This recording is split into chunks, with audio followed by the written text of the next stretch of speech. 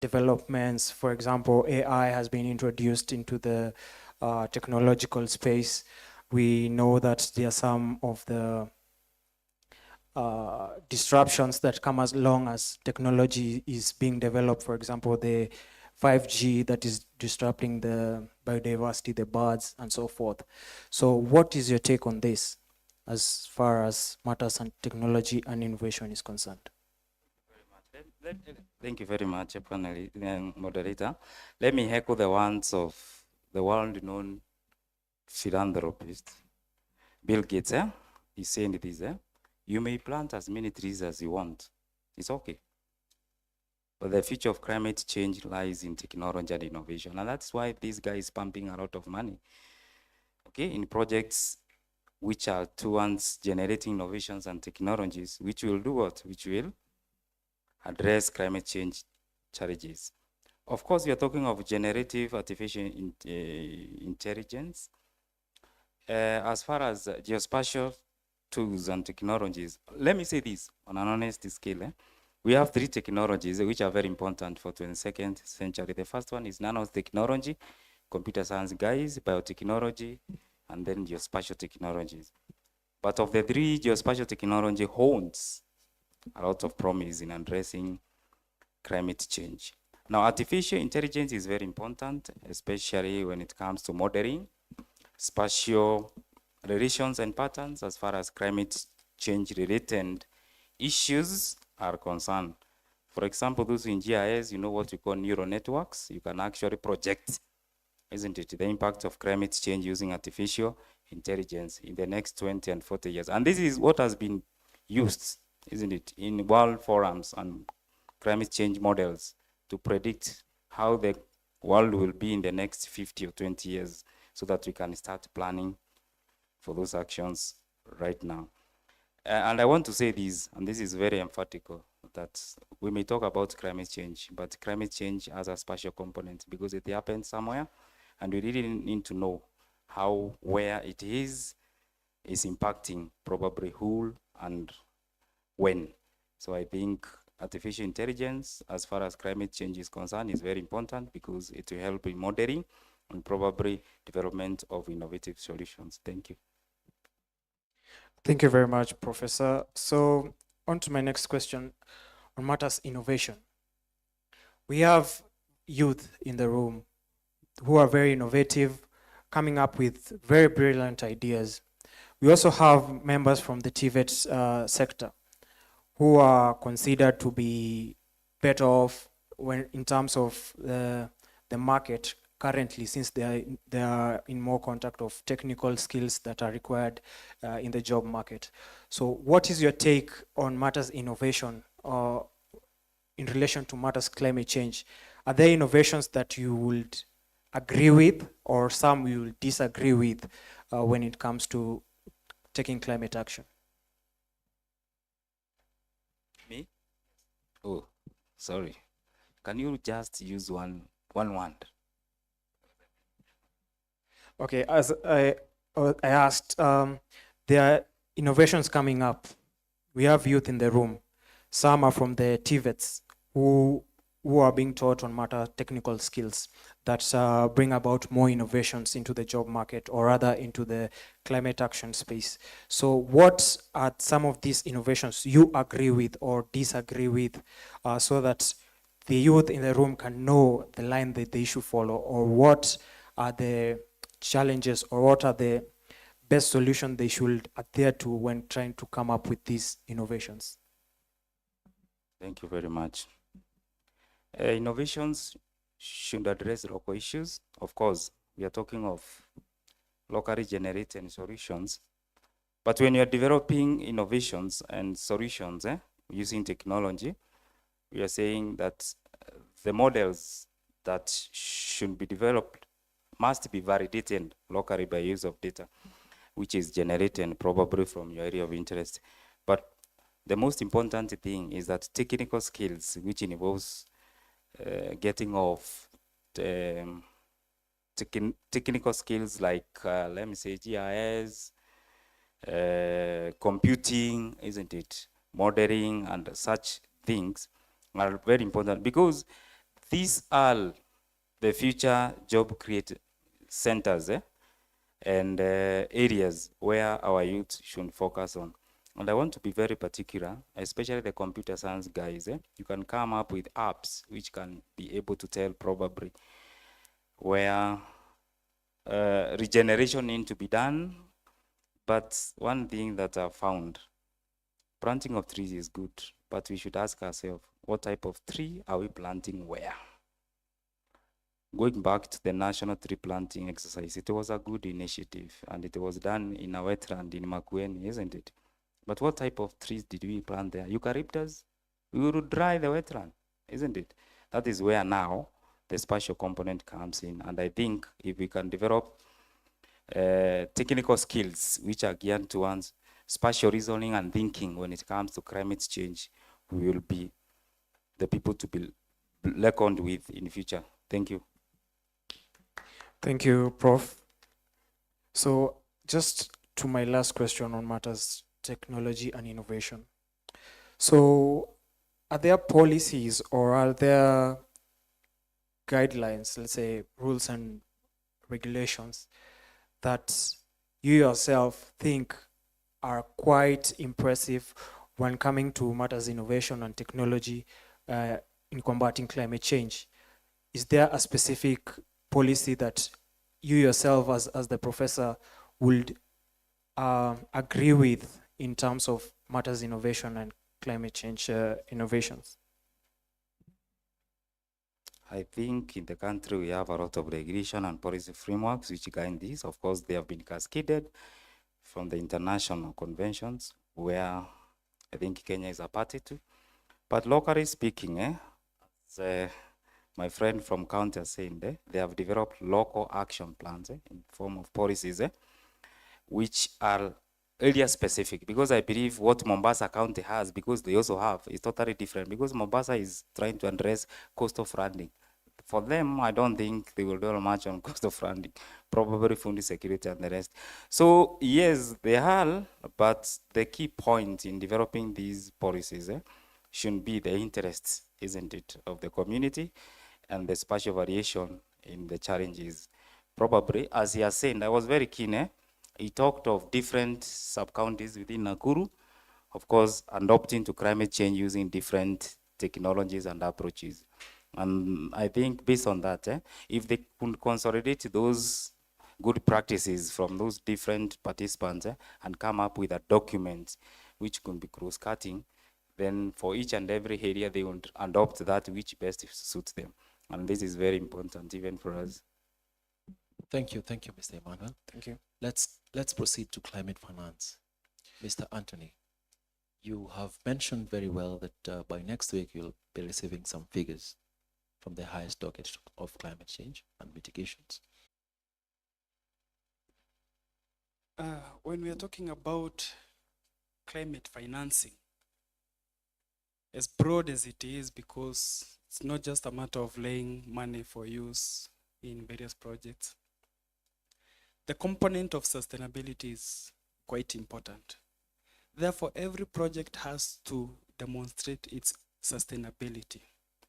Every climate shilling to the county government has to be accounted for. And this accounted for notion has to be addressed coming from a perspective where the money is going to pass through various people, various structures, various processes. And the key thing is to have a process that does not encourage budgeted for maybe misuse of public fund, because it's public fund. Because the funds that you're talking about that are coming either next week or but one, it's a conditional grant. It's a grant that we are given, and then we have to have various conditions that we have to, work on for us to qualify to get that condition. Two things are very critical in that scenario. Number one, we are advocating for green procurement. When we talk about green procurement, we're encouraging for procurement that encourages products, services that do not lead to environmental degradation. Let's go now to the ethical part of it. Now, the ethical part of it, the finance itself, it's purely handed to the county government, but the county government has to ensure that the key county processes that are observed, that are, encouraged by the law, are going to be considered. So as much the fund is coming to the Department of Environment, the fund has to be managed by 4 actors. Number 1, it has to be managed by the external stakeholders. This could be the NGOs, this could be the person who is giving you the funds. That entity is there. And you'll find major projects, this is what is happening today. The fund has to be managed by the county assembly. They have to hold us accountable as executive. What are you doing with this fund? Number 3, the executive itself. The executive itself, that's why we have the governor sitting at the top seat. And then the CECs making the technical decisions and the implementations of the fund. So that has to be considered. And then finally, the public has to be there. Because these funds, once we have these projects that I'm talking about, once the project itakuwa imepitishwa by the governor, by the committee at the top, which is the steering, which is basically the cabinet, it is going to be published in the public document, which is the Kenya Gazette, for your inputs to come on board. So if you feel that some of the resources are not being used well, it is very, very valid that that process will come to an end. Sir. Apart from public participation, how could their inputs be channeled to your office? You're talking about matters now, finances. So I'm getting this question from a student in Egerton who has a specific concern on how the resources are being used. Exactly. Now, our office, the person who deals with the financial aspects, it's not the accountant. Most of you could think it's the accountant. That is the accounting officer. So the accounting officer, who is the chief officer, every department has the accounting officer. This officer has to have valid information on why we spent 5 shillings here and not 7. Why we spent 7 and not 3. Then the accounting officer will now move to the accountant and keep her or him at par with the budgeting and also the way funds are used. Then there is the economic planner in the department as well. He or she is the person who says, we are going to budget for 2 projects on maybe FMNR practices amounting to 100 million. They just plan, they forward to the procurement. The procurement, the green procurement process, they call for stakeholders, that is the contractor, to come on board and quote the services that are going to be rendered, including the activities. Then the accountant will pay the whole process. Then the accounting officer will stand and say, this is how we used this fund, this is how much we have managed to work on. On matter climate finance, let's say, for example, the county has been having projects that directly involve or affect the farmers, or rather the people who are mostly affected by climate change. Do you have a monitoring and evaluation report or a progress report where we can have testimonials from a farmer that says, yes, this project was initiated by the county government and these are the benefits I'm receiving from the county, so that we can be able to hold the county government accountable of these funds that are generated from the donors or from the national government, so that we can have a sense of accountability to ensure that these projects that you're initiating are fruitful at the later end.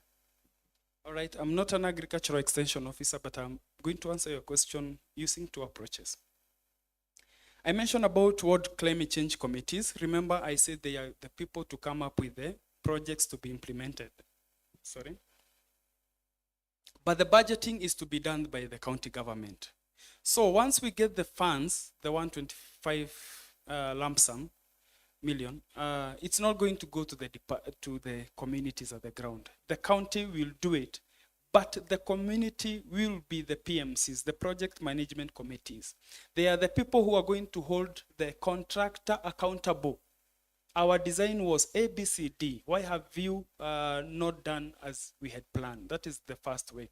So the environmentalist, the community member, the farmer can be able now to ask questions to the contractor, to the county government.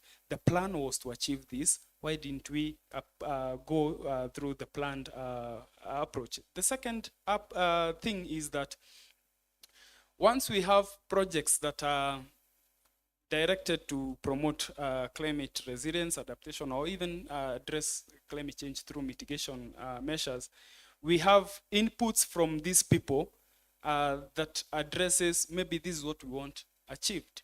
This is what we want as the outcomes of how the money is used. So unless they raise a claim, written claim, that we have a problem with how funds have been used, then there is no other way that we can channel that input from the community. Yes. Thank you. I'll go to Mr. Daniel Kiptanui. Mr. Daniel, Egerton,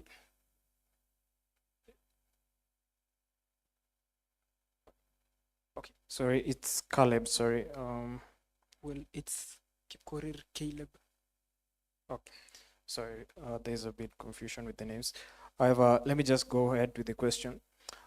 Egerton University hosts or prides itself for being an agricultural university.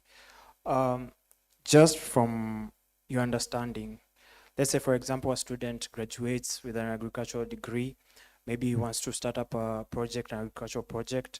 So as a smallholder farmer, do you have any technical processes or any mechanisms that you could advise these students on how to increase their food production? Or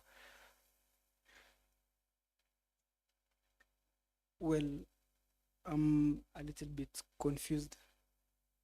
Is that your question? Well, I'm Kikorir Caleb, and my topic is ecological justice, recognizing the environment as a victim of crime in the Kenyan justice system. However, you can repeat your question, and then I can answer you from the lens of a law student from Kabarak University. so you're a law student? Yes. Okay, I think you're a good policymaker, if I'm not wrong. Maybe yes. Yeah, so in the same line of matters policy, do you have what are some of the specific initiative or policies that Kenya has implemented to mitigate and adapt to climate change?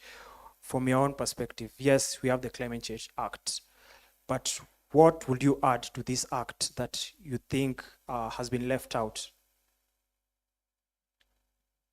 Well, first, despite being a law student, I'm not a legislation enthusiast. This means that I don't pride in making laws. I pride in what we call tabia mzuri. And the cure to our climate change problems, well, the causes actually, is what we call tabia mbaya. And for example, noise pollution. And your neighbor is a comrade mwenye, well, the first thing a comrade does akipata help, ananunua nini?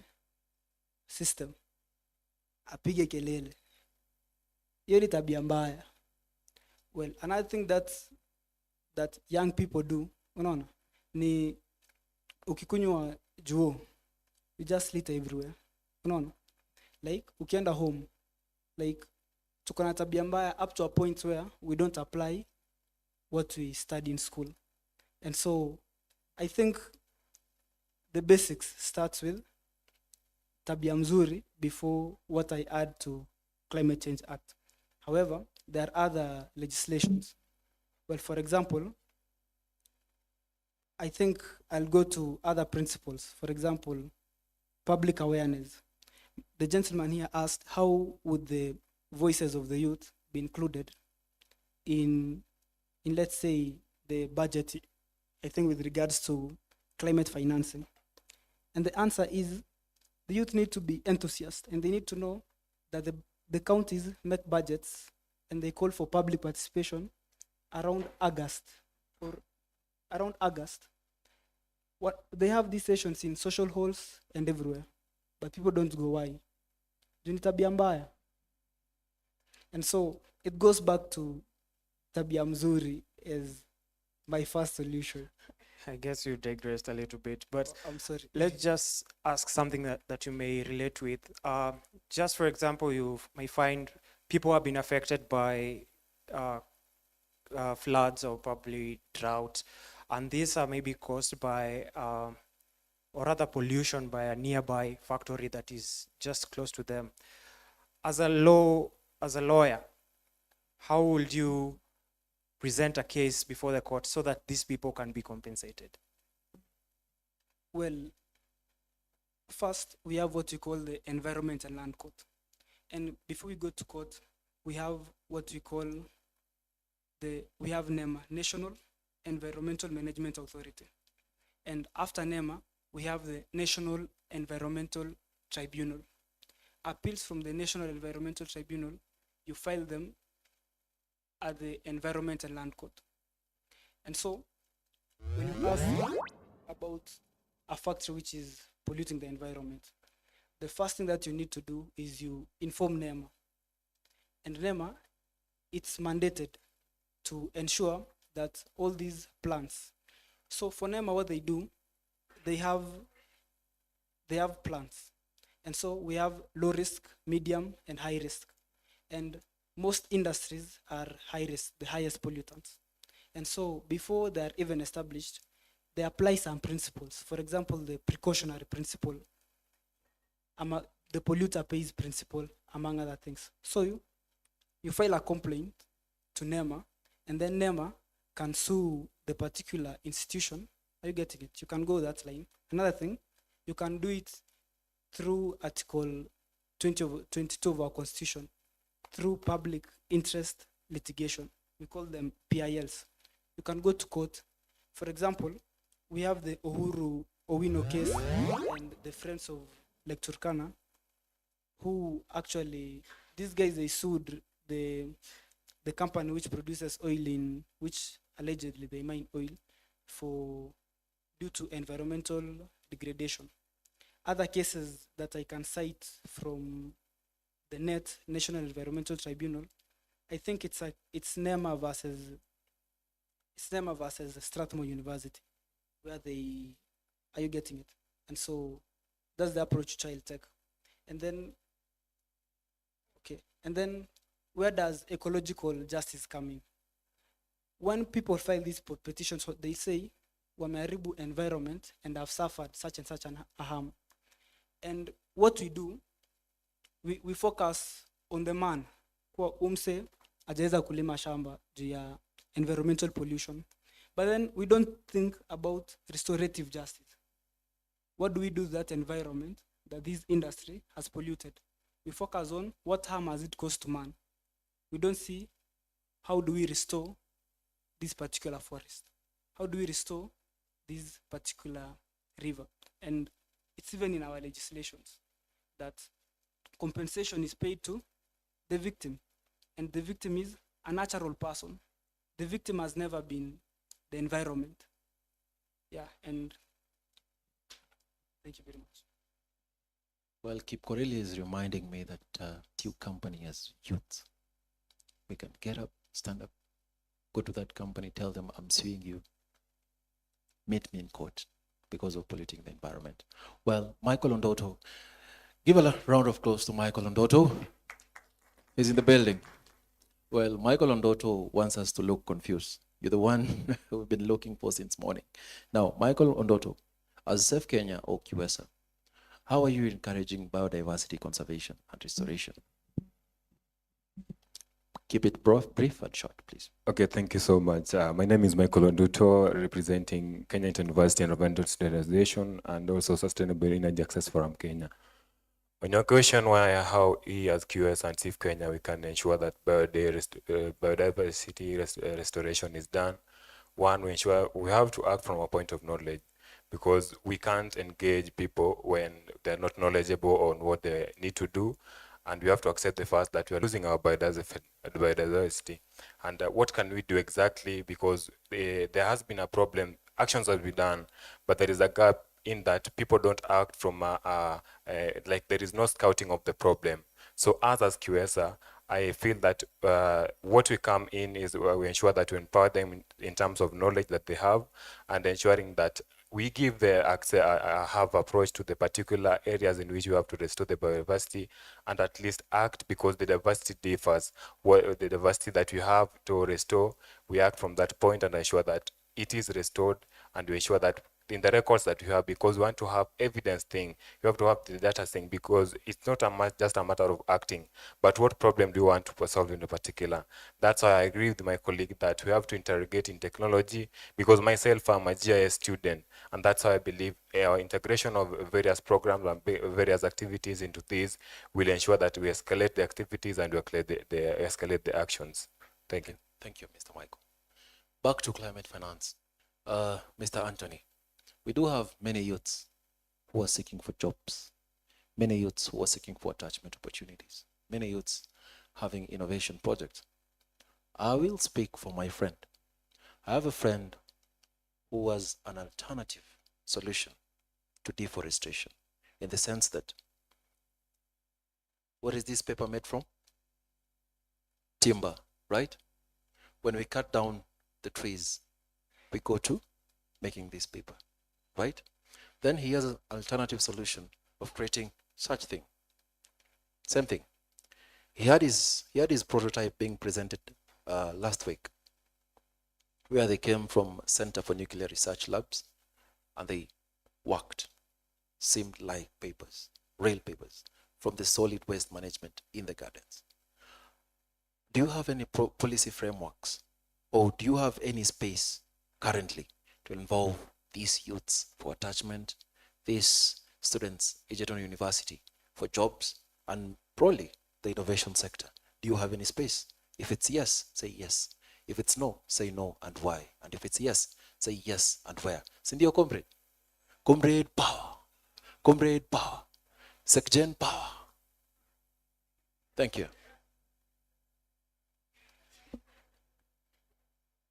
That's okay. Ako njaa lakini tuwasikilize. Secgen ako kwa serikali bwana. Wewe, wacha mchezo. Good. Our governor, Her Excellency Susan Kihika.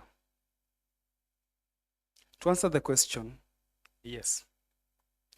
Our governor is currently implementing a policy where if you have anything you want to try it in Nakuru.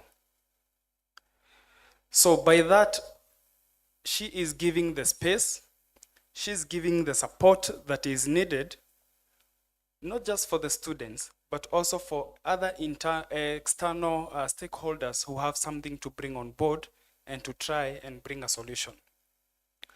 Let me now refer to the case of his friend or her friend. The attachment opportunities are there, and you don't pay to have an attachment opportunity with us. Actually, my brother, who is a water engineer in this university, seated right there, I'm encouraging him once they go for their break to come and source for an attachment position opportunity in our department. Gentleman, which gentleman?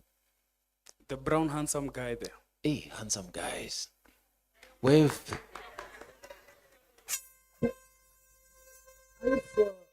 Are you sure? There's been critics actually. Yes. You'll find people having innovations, people having, people from FAD having the right skills. But the gentleman, the handsome guy is just like, ooh, man, I've got a job. Is he competent? Do you have any legal policy framework that litigate him from getting the job? Actually, I was headed there. Okay. We also have internship before I get to your point. We also have opportunities for internship, the program that is after you're done with your minimum requirements for you to earn the bachelor's degree. Now, the question he's asking now comes when you have some innovation, some idea that maybe was there but improved, which brings a solution to the community. This is something that we have not done. But if you, why is this gentleman mwenye amesema ndiye ameorganize? I sent him Vincent? a whole load of documents, including the presentations I've done here. And one of the documents that is the CIDP, you will see the budgeting for the innovation. For instance, we intend to have an climate change and energy innovation hub in every sub-county. We have not done it yet, but it is in the process, it is budgeted for, where now those innovations will be showcased and where we are going to have those ideas now brought on board in the budgeting of the county government for them, for their consideration. I mentioned about them that are doing organic fertilizer, and their budget is there. Hii pesa ni ya kununua organic fertilizer and not anything else. So those opportunities will be there. Then I want to encourage us all to